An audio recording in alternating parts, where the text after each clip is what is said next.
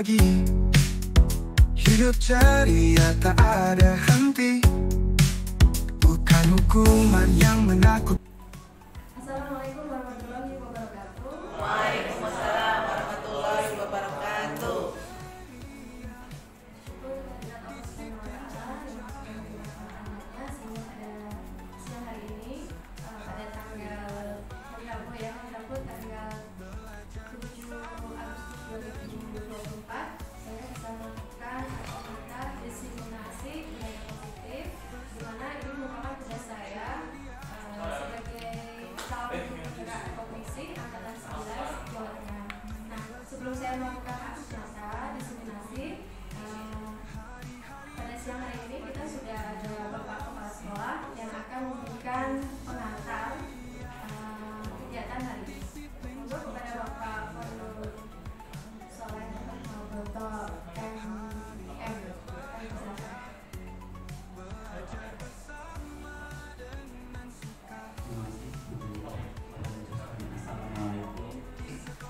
Assalamualaikum warahmatullahi wabarakatuh. Waalaikumsalam warahmatullahi wabarakatuh. Alhamdulillah, bersyukur kepada Allah Subhanahu wa Ta'ala, kita panjatkan hadiah aktifat yang dikaruniakan kepada kita sekalian sehingga kita pada saat ini masih berada pada lingkaran majelis ilmu, majelis yang luar biasa yang dijanjikan oleh Allah Subhanahu wa Ta'ala, Tuhan yang Maha Kuasa dan kemuliaannya.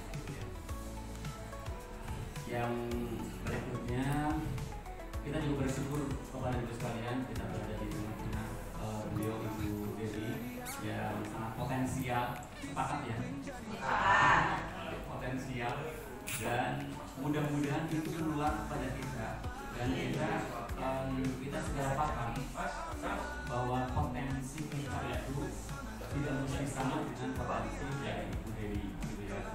Tetapi ketika Ibu Dewi paham bahwa potensinya itu di bidang inovasi, menggerakkan guru dan siswa juga gitu ya, maka kemanfaatan itu juga bisa kita nikmati juga di forum yang kayak gini gitu ya, kira-kira seperti itu. Dalam forum yang berbahagia ini kita akan berbicara tentang budaya positif. Kalau dari sekalian sedikit saya akan mengomentari tentang budaya positif. Sebenarnya pada saat belajar Dewanto itu mencetuskan bagaimana kita memuliakan anak, pada saat itulah pendidikan yang sebenarnya itu dimulai sebenarnya. Nah, pada saat ini Bapak dan Ibu sekalian, kita mencoba kembali membuka wacana kita bagaimana membuat anak belajar dengan kemerdekaan mereka, karena dalam keadaan memuliakan mereka, memanusiakan mereka, kondisi itulah yang diharapkan dapat menghasilkan hasil belajar yang secara maksimal, secara optimal bisa dapatkan.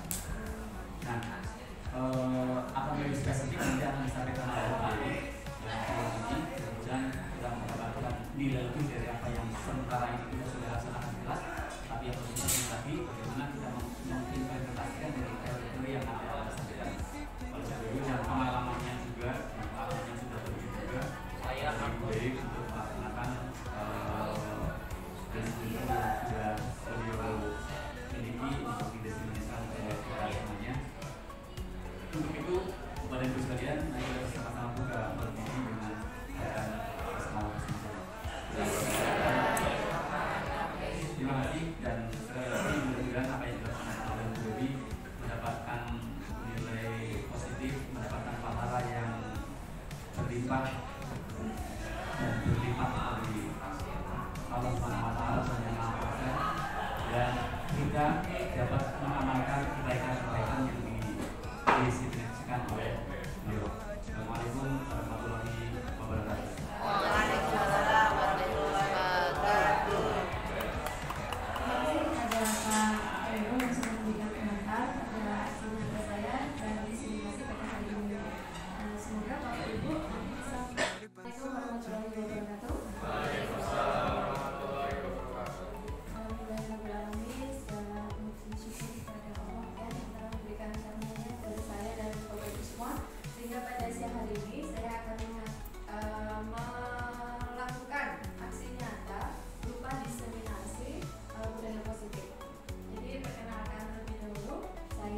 Dewi Pujini Nugra ini, saya mengikuti program CGP Rekognisi Angkatan 11 Jawa Tengah. Nah, siang hari ini saya akan melakukan disiplinasi budaya positif. Nah, untuk supaya kegiatan hari ini dilancarkan, kita akan berdoa terlebih dahulu ya Bapak Ibu. Doa dipersilakan.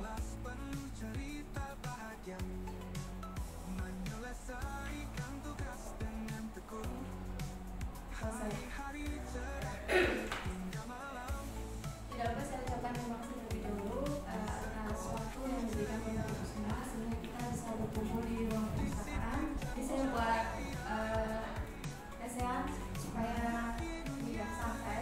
Nah, nanti buku juga sebentar atau bisa gitu ya. Langsung materi yang pertama. Hubungannya dengan tangan yang besar. Nah, sekarang ini berpasangan ya, Bapak Ibu. Sebelum masuk materi, kita akan bermain genggaman tangan. Nanti ada dua orang berpasangan, satu menggenggam tangannya, yang satu tidak, gitu ya. Menggenggamkan tangannya, bukan menggenggam tangannya.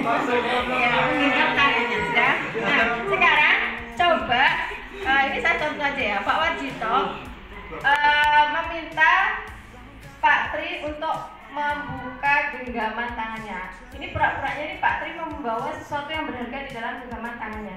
Ya, silakan. Pokoknya Pak Wajito harus mengerahkan segala cara supaya Pak Tri membukakan tangannya, tidak genggam. Gitu ya? Iya, segala cara.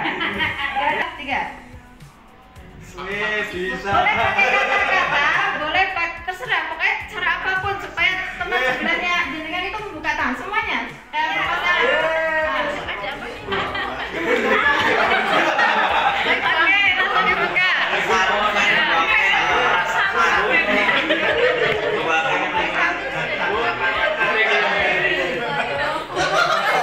Oke, langsung dibuka. Buka dong.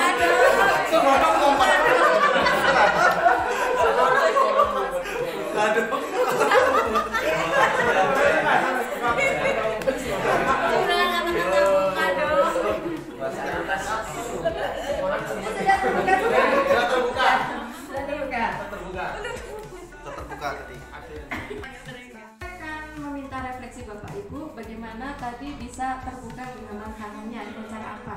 Dari kelompok ini nanti turut ya. Terima kasih kesempatan yang diberikan. Tadi saya dan Pak Jito menjelaskan instruksi. Saya yang menggenggamkan tangan, kemudian Pak Jito membukanya dengan pasangan. Sama endingnya terbuka, tapi saya merasa tersakiti.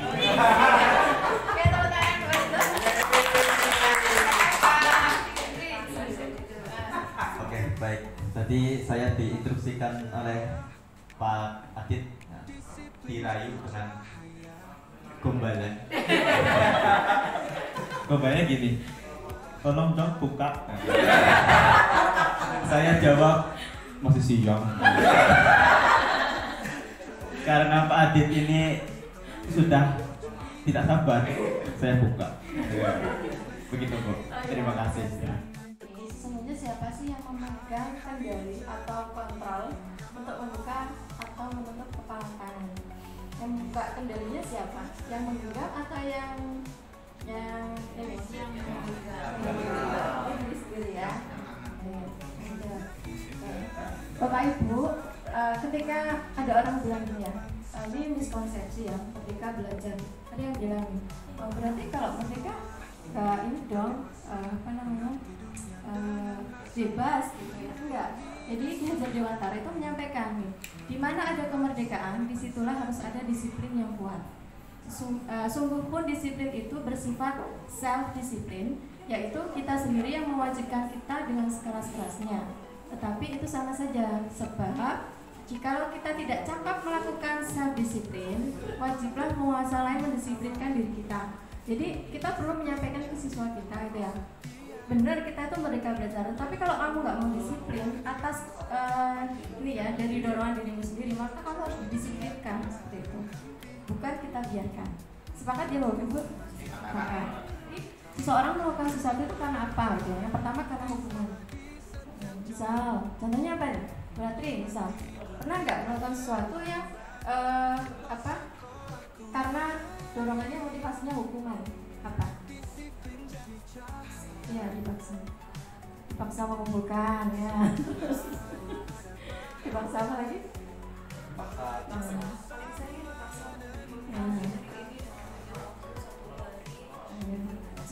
Termasuk saya sendiri gitu ya, pagi-pagi harus jam 7 sampai di sekolah. Nah itu ya hukumannya apa? TPP nggak cair.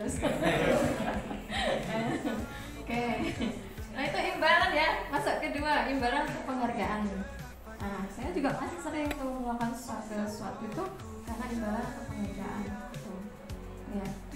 Tapi semua orang butuh proses ya. Termasuk ketika saya pertama kali bisa mendaftar sesuatu gitu ya, pengen biar dapat penghargaan. Tetapi sesungguhnya ketika dapat ilmu, ternyata seneng ya ikut ini ikut itu, dapat ilmu aja itu udah seneng gitu. Untuk hasil bikin carry gitu ya. Nah itu nanti akan sampai ke tingkatan yang ketiga, untuk menjadi orang yang mereka inginkan dan menghargai diri sendiri. Gitu. Misal saya kok suka belajar gitu ya, nah itu tadi saya mengikuti pelatihan apa itu semua saya ikutin dengan tujuan supaya saya bisa menghargai diri saya sendiri gitu. Daripada saya scroll HP tiap hari gitu ya, ada manfaatnya, ya udahlah ikut pelatihan. Ada manfaatnya, dapat teman seperti itu. Bila scroll HP aja gitu, lihat TikTok, bisa kayak Pak Hendri ya. Dia punya motivasi mungkin pertama ketika mengikuti itu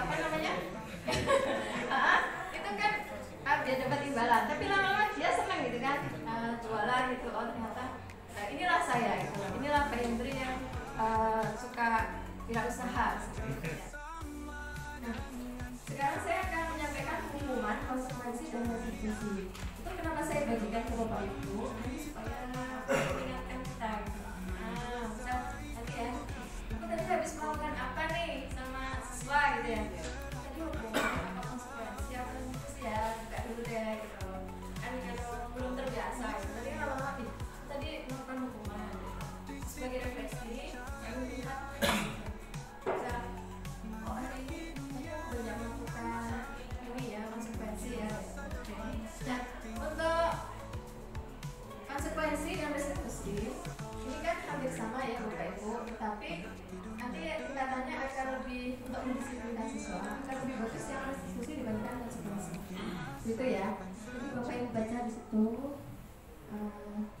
perbedaannya ya. Kalau hukuman ketika pasif agresifnya meningkat, jadi anak-anak malah tambah cenderung ini kan marah gitu ya karena dihukum gitu. Nah kalau konsekuensi penguatannya hanya bertahan dalam jangka waktu yang pendek, nggak lama gitu. Nah kalau itu sih masalahnya dipecahkan seperti itu, oke? Ini juga nanti Bapak Ibu bisa baca. Nah posisinya kalau hukuman itu negatif, kalau konsekuensi itu netral, terus kalau hukuman itu negatif. Murid atau anak akan membenci peraturan. Kemudian kalau netral, murid anak menghormati peraturan. Nah kalau yang itu sih, murid atau anak akan menghormati dirinya dan orang lain. Jadi akan memikirkan orang lain juga, tidak hanya memikirkan diri sendiri. Kalau ini kan hanya memikirkan diri sendiri ya. Jadi anak-anak akan menghormati peraturan. Kalau institusi, nanti ketika Bapak Ibu melakukan institusi, itu akan menimbulkan rasa hormat dari dirinya dan orang lain. Nah sekarang saya tanya nih, sampai sekarang tapi udah nggak ada ya. Catat 100 kali di dalam buku dengan kalimat saya tidak akan menambahkan di sekarang udah nggak ada ya. Selamat terlambat ke sekolah ini udah nggak ada. Kayaknya pelan-pelan hal yang kayak gini sudah ditinggalkan ya, karena sudah tidak relevan ya. Kalau belajar di masyarakat kan mengatakan bahwa ketika mendidik anak itu sesuai dengan kodrat zaman dan kodrat alam ya. Nah ini ada lagi nih, ada ini kalau ini buat anak SD ya. Jadi ini saya pernah sering melakukan ini. Kalau saya mimpinya adalah siapa yang bisa jawab pelan cepat gitu. Sering banget ini.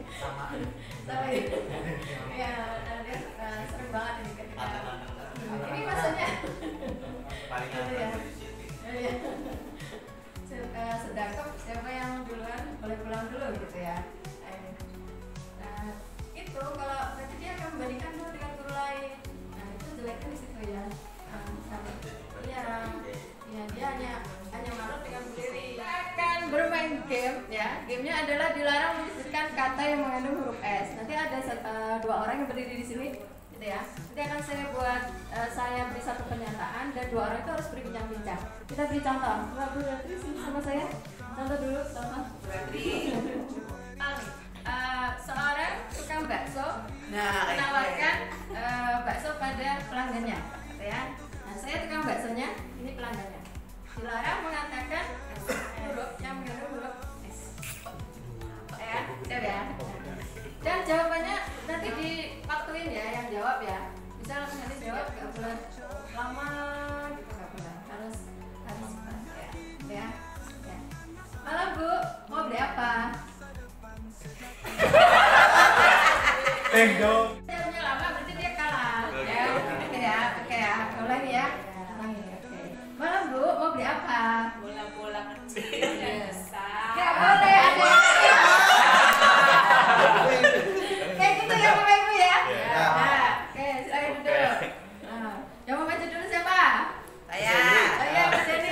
Bu Jenny Mas mau siapa? siapa? Loh, harus itu enggak. Mas Hendri.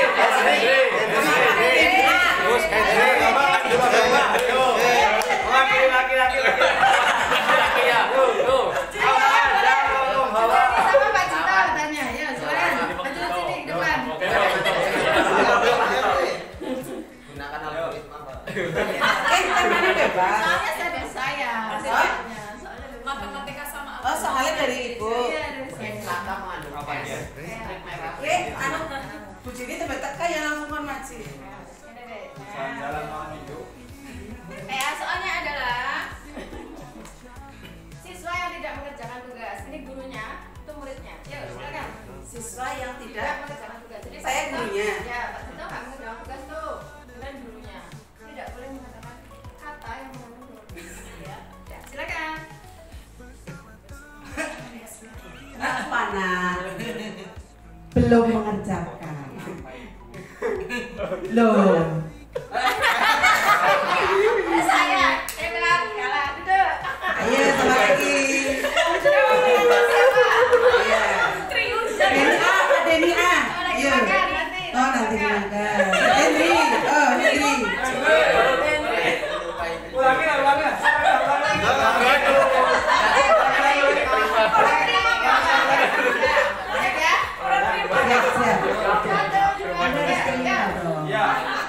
Anda harus terima. Orang Udah mulai ya? 3, 2, 1. 1, 2, 3, action. Ya, mulai. Pagi. Gimana tugas hari? Jadi salah.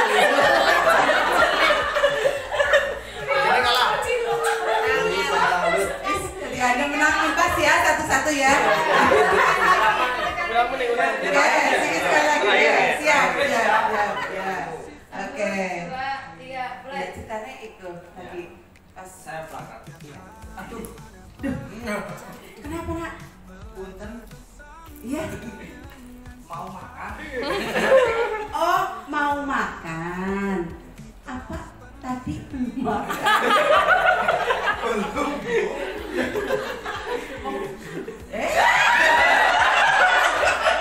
Ayo, Kak Cita mau lawan siapa? Mau tangan berarti siapa? Lawan siapa, Pak? Kak Cita mau lawan siapa? Pak Guru. Ayo berarti. Ya masuk.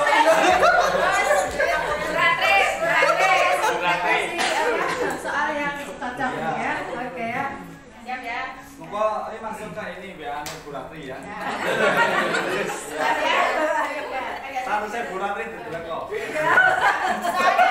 Soalnya adalah sales yang menawarkan produk susu. Makanya Pak Wajito salesnya, yang beli susunya. Matang nih. Siap? Siap. Siap. Nah, 1, 2, 3, mulai. Bu. Bu.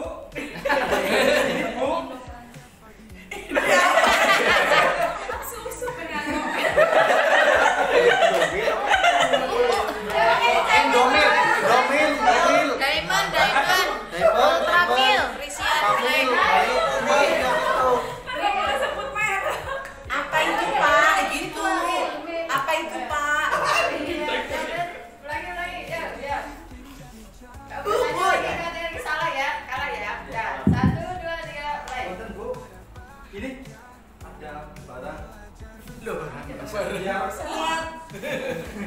Monggo Om.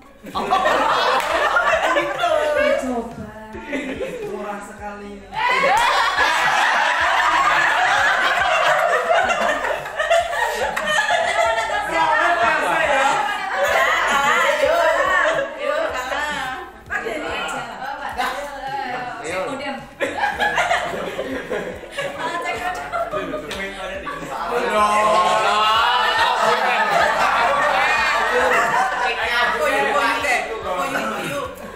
Poyo-poyo ke kamar mandi. Ini siswanya. Cuma jadi guru, siapa yang mau jadi guru? Rila.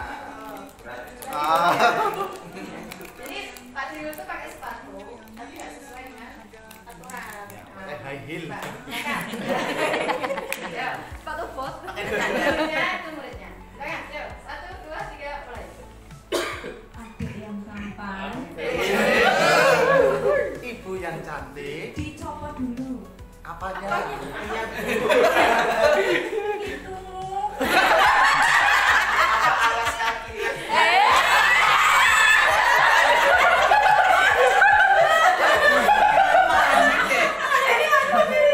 Kenangan berat deh.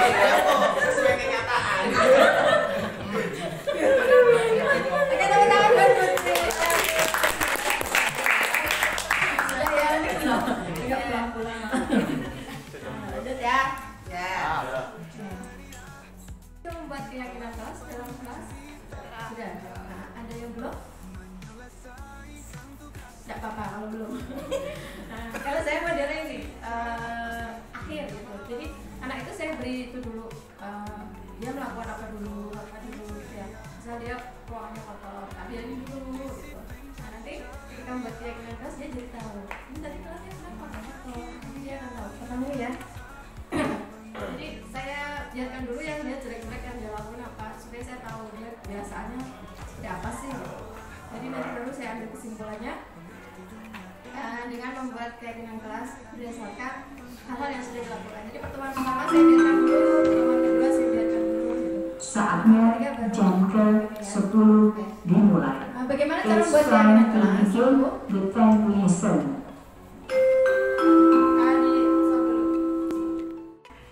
Nah, bagaimana membuat keyakinan kelas? Yang pertama adalah memberikan pemahaman konsep tentang budaya positif. Jadi anak-anak itu mungkin waktu kelas 3-nya gurunya sudah CGP tahu gitu ya. Ada yang mempraktekkan. Cuma yang saya lihat itu kebanyakan CGP itu ini apa namanya? Sekedar menggugurkan kewajiban. Tidak belum ini ya, belum yang tadi motivasinya masih yang nomor 2 ya, belum yang ketiga. Nah, ini harus dipahamkan dulu nih budaya positif itu apa ke siswa gitu ya, bahwa lingkungan belajar yang menghargai setiap individu, mendorong partisipasi aktif dan menciptakan suasana yang aman dan nyaman. Itu budaya positif. Jadi bagaimana dia, makanya tadi biarin dulu, kamu nyaman nggak dengan ini? Jadi dulu, enggak bu, ya udah gitu. Jadi terus nanti pada saat membuat keyakinan kelas, itu saya tanya, kemarin apa hal yang buat kamu nggak nyaman? Oh itu bu, rame bu gitu ya. Nah kemarin yang lucu itu sekarang itu kan kalau TKR laki-laki sama perempuan itu ya kayak anak SMA sekarang. Jadi sama itu jumlahnya, separuh-separuh gitu ya. Nah ada yang bilang itu saya nggak nyaman kita masalah sama perempuan. Kenapa? Baunya wangi. Hari itu buat dia nggak nyaman gitu ya. Nah nanti pas pada saat ini brainstorming, ajak siswa untuk berdiskusi tentang apa yang mereka harapkan dari kelas. Tulis semua ide mereka, tulis semua. Makanya dia pakai sticky note gitu ya. Atau yang kalau saya lebih suka ini ngomong langsung gitu, sambil melatih mereka untuk mengkomunikasikan apa yang dia rasakan gitu ya. Terus kemudian ini mengidentifikasi nilai-nilainya dari hasil brainstorming, identifikasi nilai yang muncul berulang kali. Misal yang satu bilang kelasnya kotor, berarti yang kotor banyak gitu ya. Kalau pengen yang nyaman, oh berarti yang nyamannya kayak apa? Itu pun saya suruh menyampaikan, tidak hanya nyaman. Misalkan saya kasih contoh seperti ini, misal ya, Bu Endah cantik, kok cuma cantik tok, nggak bisa, harus dijentrain cantiknya kayak apa gitu. Matanya arti, senyumnya manis kayak gitu ya. Itu harus dijelasin, kulitnya putih, itu harus dijelaskan supaya mereka sambil belajar berlatih menyampaikan komunikasi dengan dengan baik seperti itu ya. Jadi nanti disampaikan di sini. Ya, saling menghormati, kerjasama. Saling menghormati kayak apa? Kerjasamanya kayak apa? Saling bertanggung jawabnya apa? Jujur itu yang kayak apa sih? Gitu ya. Karena kata-kata yang ada di sini itu menghormati, kerjasama. Itu kan kata-kata yang istilahnya kan nggak kontekstual kan? Menghormati itu yang kayak apa sih? Hormat gitu, saling gitu ya. Itu harus gitu. Kemudian rumuskan kata positif, terus memberikan. Nah ini ada dari yang saya tuliskan di sini ada yang salah nggak? Setelah tadi saya menyampaikan yang tadi, iya, ini diganti apa?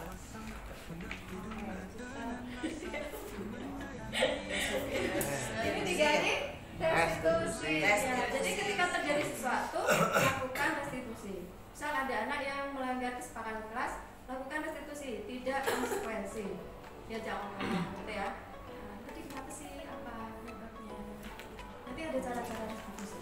Nah kemudian buat poster ini karena di kelas kita itu moving gitu ya. Nah, ini aja di screenshot dibuat. Kalau dibuat bagus juga apa, dibuat apa gitu terus jadiin itu aja. Kalau punya grup kelas jadiin TP-nya. Jadi terpampang di situ terus gitu. Ini kesepakatan kelasnya seperti ini nih gitu ya. Jadi supaya semuanya tetap selalu membaca. Jadi grup kelasnya TP-nya apa? Lanjut ya Bapak Ibu. Ini contohnya. Ini setiap anggota kelas perlu belajar, setiap anggota kelas perlu senang gitu. Nah senangnya kayak apa? Dijelasin tuh. Senang di lu nggak senang di aku enak gitu, sama-sama senang gitu ya. Nah setiap anggota kelas perlu melakukan tugas, perlu saling menghargai gitu ya, perlu merasa aman. Ini tidak ada kata-kata dilarang, tidak ada kata-kata tidak. Nah permainan saya tadi itu tidak menggunakan kata-kata huruf S. Nah berarti itu misal mengganggu temennya, nah, tidak boleh mengganggu temennya, diganti jadi apa? Tidak boleh mengganggu temennya, tidak boleh bully misal, diganti apa Bu Ibu? Ya ada saling menyayangi gitu ya. Nah ini juga contoh lagi nih. Selalu bersikap positif boleh ya. Nah anak-anak itu kadang kalau disuruh buat tuh nggak sampai sini bahasanya, karena saya lihat nanti ini ada hubungannya dengan materi yang kedua ya, kesulitan belajar. Ini jam berapa? Ya, supaya nanti enggak ya. Ini 15 menit lagi. Ini supaya saya bisa menyampaikan yang tadi kesulitan belajar. Anak kita itu banyak yang mengalami kesulitan belajar. Salah satunya adalah mereka tidak bisa meraih kata-kata yang bagus seperti ini. Mungkin kalau ini pengalaman saya otomatis nggak bisa. Dia bingung mau ngomong apa itu bingung. Nah itu tugas Bapak Ibu nanti untuk memberikan. Nah, bagaimana kalau kata-katanya seperti ini? Itu ada hubungannya dengan coaching nanti ya. Bagaimana supaya dia itu keluar kata-katanya. Cek modal gitu.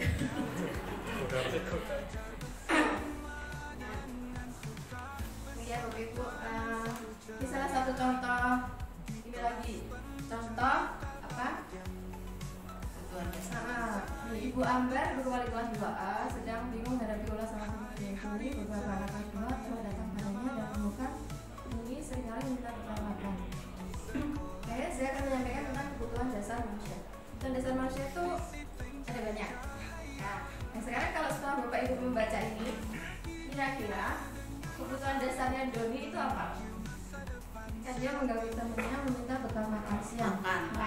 Butuh makan, terus lapar, penguasaan, belum. misal Bu Ratri tuh maksa sama Pak Tri gitu ya, minta makanannya Pak Tri gitu. Nah, Bu Ratri kalau maksa Pak Tri itu minta makanannya maksudnya apa? Kebutuhan dasar apa yang Bu Ratri butuhkan sehingga memaksa gitu? Saya lapar ya. Nah, lapar juga termasuk. Nah, ini ya menurut Dr. William Dasar dalam Choice Theory itu disebut bahwa ini tadi Bu nanti kan lapar ya ini bertahan hidup ya, supaya tetap hidup kan butuh makan. Nah temennya dia bawa makanan, aku lapar, aku harus hidup gitu ya. Nah dia maksa. Terus kalau misal sama-sama nih tadi bawa makanan ya, kalau kasih sayang gak rasa diterima, contohnya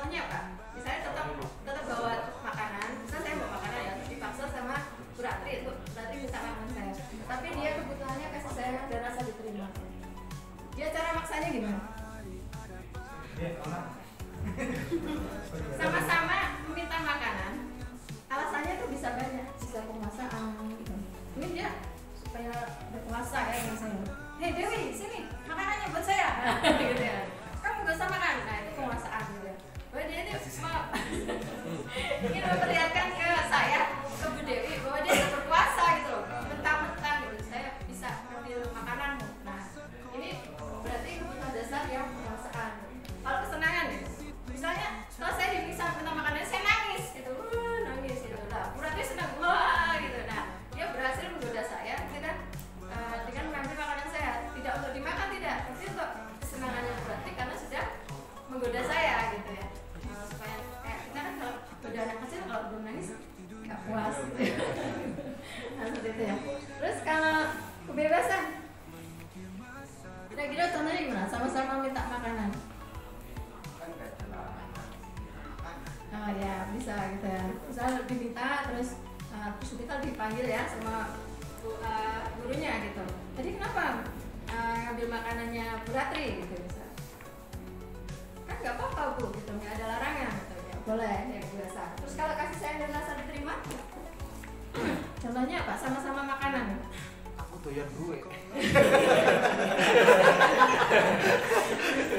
Melas temen itu nggak memaksa. Mode. Misalnya Mbak Dewi tuh nggak dibawain bekal sama Bapak Ibu kan dia butuh masak tuh. Kan kasih bekal kan berarti kasih sayang ya. Jadi nanti sampai rumah minta sama istrinya, aku dibawain bekal dong. Kan kamu sayang kan sama aku gitu. Bawa bekal tuh termasuk bentuk rasa kasih sayang. Karena Pak Denny nggak suka gitu ya, berarti aku dibawain bekal aku enggak gitu ya. Nah kemudian diminta lah punya berarti. Ini kebutuhan dasar manusia ya. Jadi ketika jenengan masih suka memaksa, menguasai orang lain, apa-apa, masih manusiawi gitu ya. Cuma harus dikontrol, ya nggak sih? Ya nggak Bapak Ibu? Ya harus dikontrol ya. Nah ini contohnya, kalau nggak dikontrol akibatnya seperti itu. Ini Bu Dewi ya. Bisa dari Hana dipanggil masuk ke ruangan Bu Dewi. Ibu Dewi baru saja mendapatkan pengaduan dari Bunda Tisa bahwa Hana menggunakan kata-kata kasar dan merendahkan Tisa di sosial media. Nah, ini ketika anak tidak memiliki rasa, tidak memiliki itu posisi kontrol terhadap dirinya sendiri. Nah, akhirnya yang kontrol siapa? Bu Dewi. Gitu. Nah, nanti Bu Dewi bagaimana caranya supaya mengontrol si Tisa? Si Tisa ya? Si Hana atau Tisa? Hana. Nah, gimana mengontrol si Hana? Nah, itu pakai apa gitu ya? Terus ini, atau jarang hadir di pembelajaran jarak jauh, dia masih jarak jauh nih. Atau menggunakan kata kasar atau chat, ngecek teman-temannya. Nah ini juga sama, si Anto belum bisa mengontrol dirinya sendiri, gitu ya. Seperti itu. Nah kemudian orang tua muridnya ini mengumumkan, nah, bagaimana posisinya orang tua murid ini supaya bisa mengontrol Anto terhadap ini apa tadi 5 kebutuhan dasar dia. Caranya bagaimana? Dengan menggunakan segitiga restitusi. Nah, ini dulu contohnya nih. Segitiga restitusi terakhir yang sering kita lakukan adalah ini. Menghukum, kita jadi orang yang menghukum, kemudian membuat orang merasa bersalah, pura-pura baik dengan jadi temannya. Seolah-olah kita baik tuh nolongin, tapi kata-kata itu sebenarnya nggak bagus. Jadi ada temannya ya, dia pemantau, manajer. Nah, nanti Bapak Ibu bisa refleksi diri sendiri, selama ini saya jadi apa sih gitu ya, ketika mengontrol orang lain gitu ya, jadi penghukumkah atau jadi pembuat orang merasa bersalahkah, menjadi temankah atau pemantau atau sudah jadi manajer ya, itu dilihat contoh-contohnya ya. Ini contoh. Nah kalau Bapak Ibu sering mengatakan kalau kamu tidak mau melakukannya saya akan menghukummu, berarti penghukum ya. Terus kalau Bapak Ibu ini sebenarnya tidak hanya diterapkan pada siswa, anak kita gitu sering, saya juga sering gitu, kamu itu sudah mengecewakan bapak, kamu itu sudah mengecewakan ibu tuh udah habis uang banyak loh. Itu berarti membuat orang merasa bersalah. Nah kalau teman ini yang sok-sok baik tuh sebenarnya temennya gitu, tapi gak baik juga gitu ya. Lakukan dong buat saya.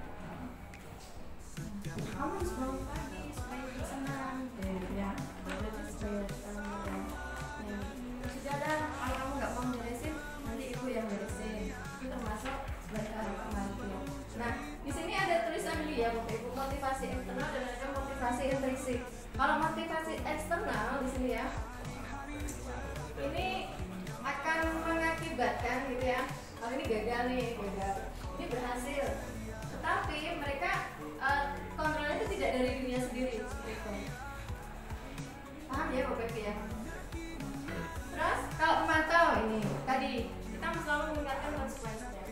Kamu kok bangunnya siang sih? Kalau kamu bangun siang, gimana gitu?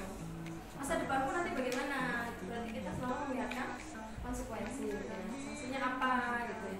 Dan dosa loh, nah itu juga sama ya. Ini konsekuensi.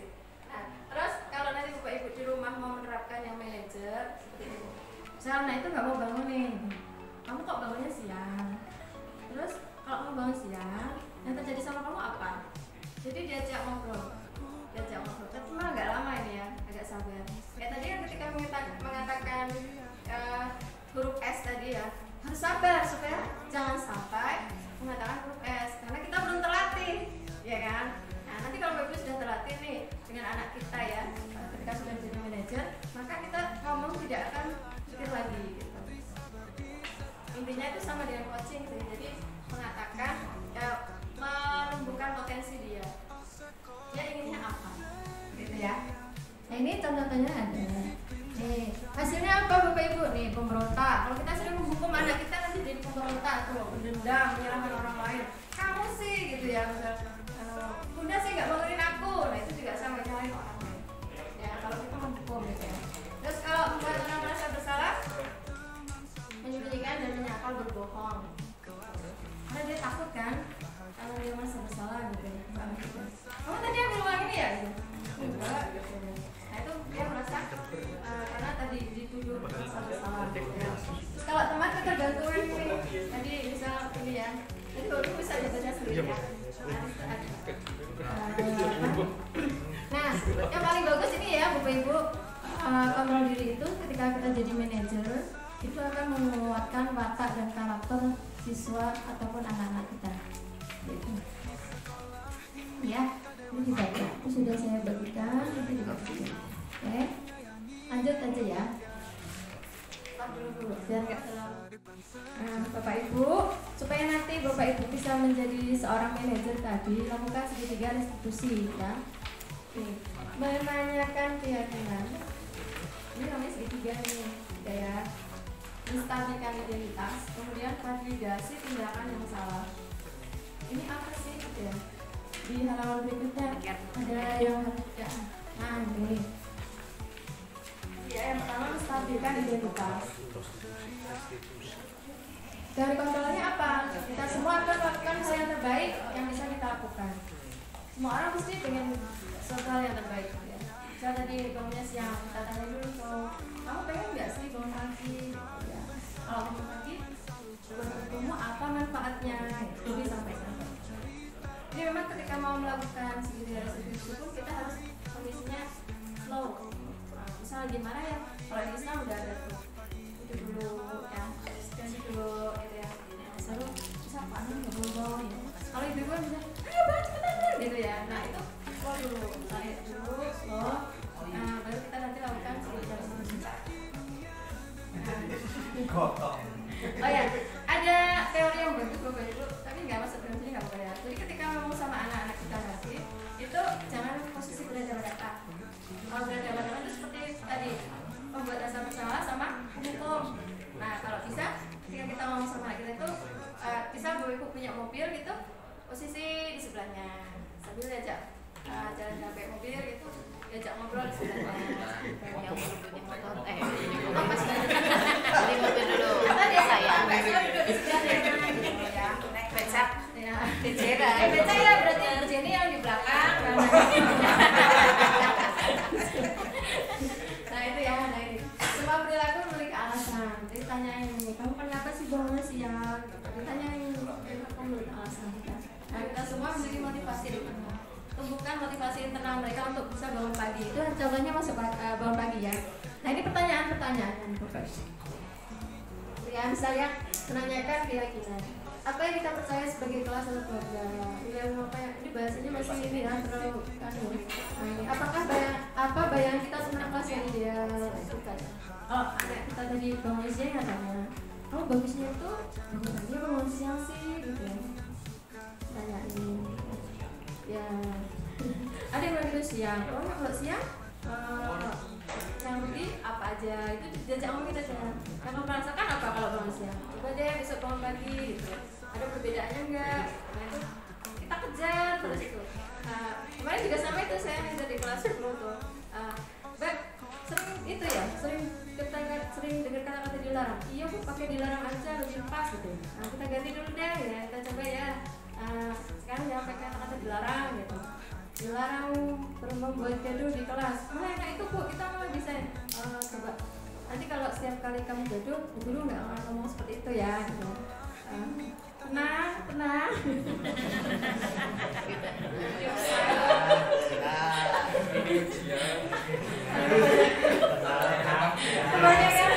Kebanyakan lihat TikTok ya, tenang gitu ya. Ini ya, ini gitu ya.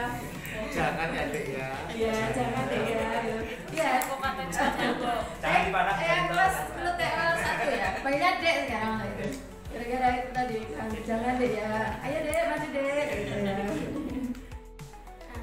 Bapak Ibu, sebelum saya mengakhiri sesi saya diseminasi tentang budaya positif, saya ingin Bapak Ibu menyampaikan refleksi tentang apa yang sudah saya sampaikan hari ini dengan menggunakan 4F ya.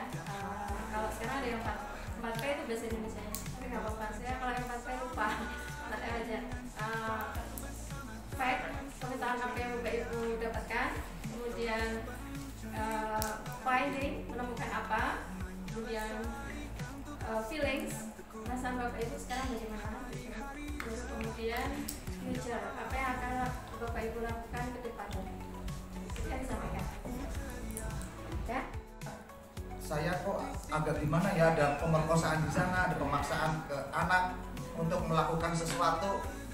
Apakah harus menyadar dengan restitusi tersebut? Ini harus saya siapkan kata-kata yang indah bu, untuk anak merasa nyaman, dia menyadari apa yang akan dia lakukan. Adapun kesalahan ataupun kekeliruan, dia sudah sadar dengan sendirinya dan melakukan sesuatu itu sudah atas kehendak keinginan sendiri. Nah itu yang perlu saya siapkan, itu kata-kata indah yang bagus untuk mengajak siswa, mengajak anak didik saya, anak saya juga untuk melakukan hal tersebut.